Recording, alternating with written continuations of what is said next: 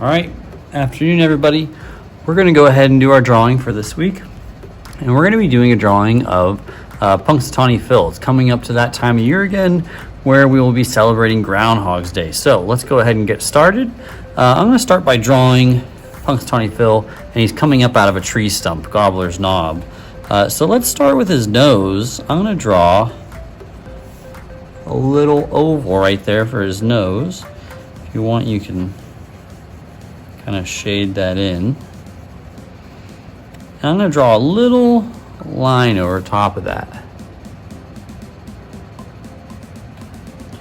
Once we have his nose, I want to draw his two eyes. So I'm going to draw some more ovals. One there. One there. And we can draw his pupils, the dark parts of his eyes. And I'm going to leave a little white spot in there that's kind of like the highlight. See the light shining off of his eyes. If you want, you can give him eyebrows. Underneath there, we're going to put his mouth. So I'm just going to draw two bumps, just like that. Looks pretty good. And underneath those two bumps, we're going to draw his teeth. Groundhogs have some big front teeth that they used to chew things.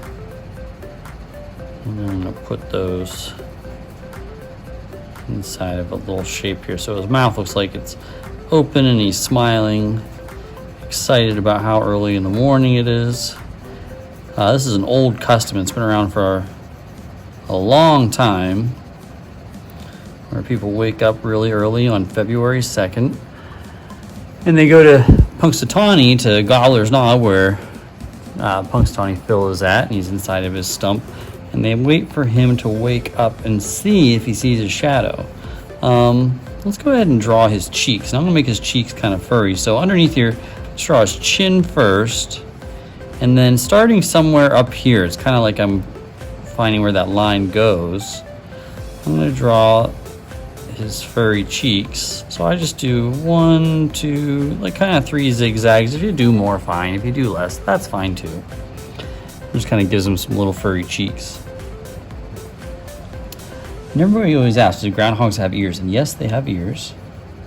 So I'm gonna give them 2 little ears right there. You can put a little line inside there if you want. And if I'm going too fast, just stop the video, pause it, do what you gotta do, and then press play again whenever you're ready.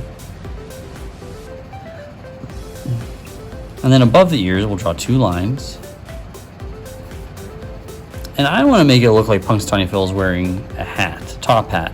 If you've ever been to Groundhog's Day, it's a little lower than I meant to make it, but that's okay. It's just coming down over his eyes. Let's see what that looks like. They have what's called the inner circle. And so there's a bunch of people from the town who are the spokesman for Punxsutawney Phil, and they all wear top hats. So here I'm drawing the top part of the hat. I made like a big rectangle, and I'm leaving that one little band across there, which you can maybe color in a certain color, or just leave it white for right now. I'm shading this in a little bit. Trying to clean up the edges. I mean, it looks pretty good. Now I want to draw part of his body. So I'm going to draw 2 lines coming down. And I want it to look like he's coming out of his tree stump. So he's just waking up, just poking his head out. So behind him, or like he's coming out of this hole, I'm going to draw an oval, and maybe his one hand is sticking up. So you saw how I did those fingers.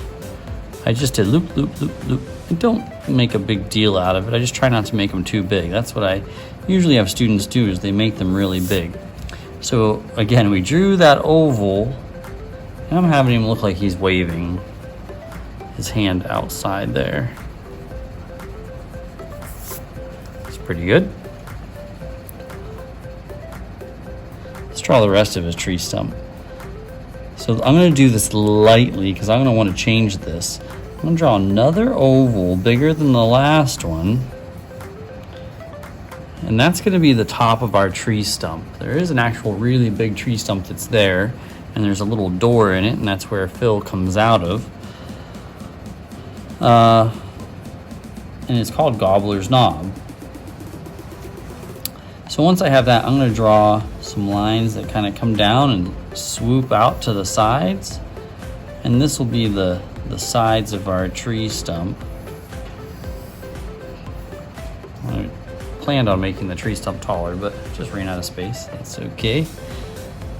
And the reason why I did those lines lightly is I don't want it to have a perfectly oval edge. So I'm going to do kind of like a jagged edge along the top, like there's still some bark or it's just roughly cut.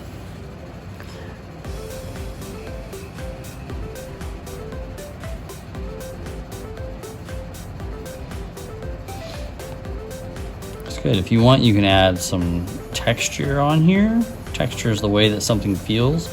And we're adding visual texture. This piece of paper still feels flat and smooth, but I want to give it the appearance that this is made out of rough wood bark. So I'm just adding some lines here. I don't go crazy with my zigzags. I always, kind of keep it gentle. I often have kids, they just get so excited and they just make these crazy lines all over the place. How does that look? All right. You could color that in. I think that would look actually really nice. And we could be done at any point here, but I think it would be a good idea for us to put a little bit of a background. So let's draw the actual knob, so the little hill that this is all taking place on. And what he is doing is he is telling us whether it is winter, or going to be a long winter, or whether spring's going to be coming early. So I'm going to write the word winter on one side and spring on the other side. And I wrote the words because I want to have two signs over here. So I wrote the words, and I always do that first. If I'm making like a sign or a comic book bubble where they're talking, and then I draw the rectangle around it. The way I used to do it, I would draw the rectangle first, and you never know how big your word's gonna end up being, and sometimes it doesn't fit inside of what you drew. So here's one sign. We'll put like a little picket on it, and this is gonna be snowy over here on this side. So there's snow on the ground. And this side, there's gonna be grass. And so maybe I'll put some flowers down here because it's gonna be spring on one half of our picture. And over here, maybe I'll put like a Christmas tree in the background with snow on it. And I know I'm probably going really fast with some of those details, so I'll try and slow down a little bit, but you could add all kinds of details. These are things that I'm adding. You could put some birds over here. Maybe there's like a little bird sitting on the sign. It's a robin. So I just did like a half a circle and then added a circle head.